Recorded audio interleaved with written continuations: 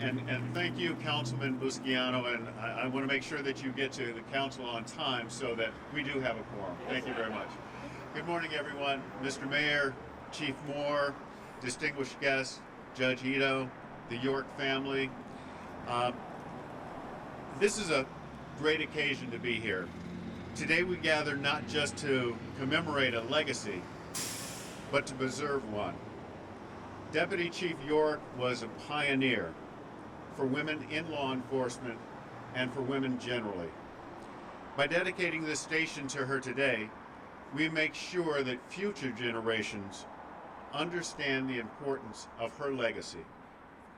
It was the late Congresswoman Shirley Chisholm who said it best.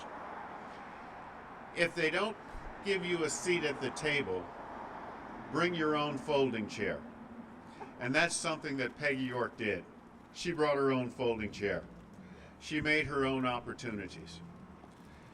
Peggy York embodied this quote for her entire career at the LAPD.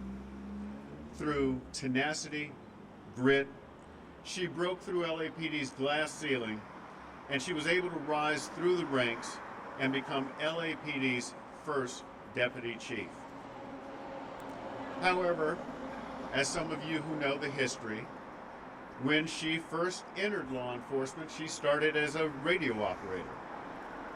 She subsequently went to the academy, but at that time, and this is something that I learned recently, there were two academies, one for women and one for men. That was second-class citizenship, which was built into this system. But she had the tenacity and the strength to break through that, as did some of the women I see here today.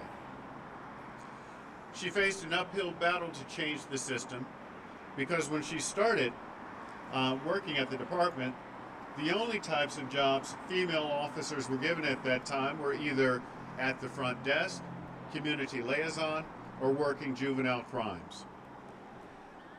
But she stuck it out. She said, I'm not going to stay in these positions. She wanted to investigate commercial crimes or homicide, something unheard of for women at that time. And the chief reason was that she faced adversity from her male counterparts. Unfortunately, even though she was equal to the men at the time, the men did not want to work with either her or other female officers. And the male supervisors did not want to supervise female officers. Coming in and day out, Peggy York proved that she belonged on the job. She was qualified for the job. She showed that her gender was not a factor in how she could perform this job. And as I look out at the audience, I see a lot of other women who have been paid homage today who also broke through that glass ceiling. And I congratulate all of you. When discussing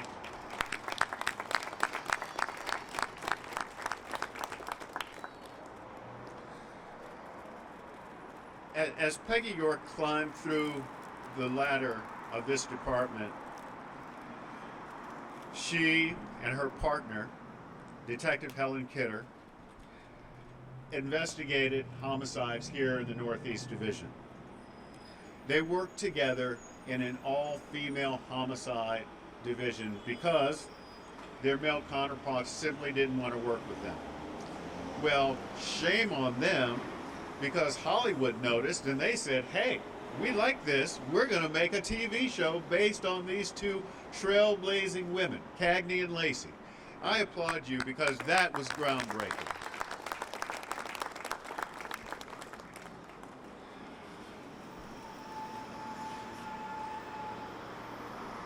The steps that you and Deputy Chief York took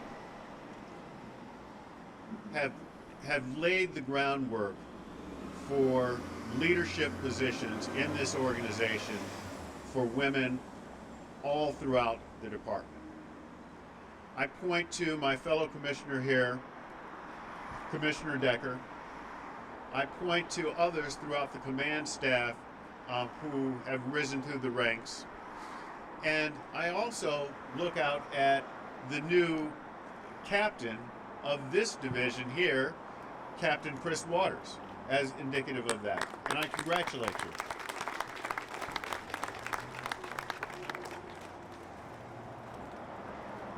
I just want to wrap this up by saying the Northeast Division was the home of Peggy York, is the home of Peggy York, and now it's only fitting that we preserve her legacy by calling it the Peggy York Division. Thank you all.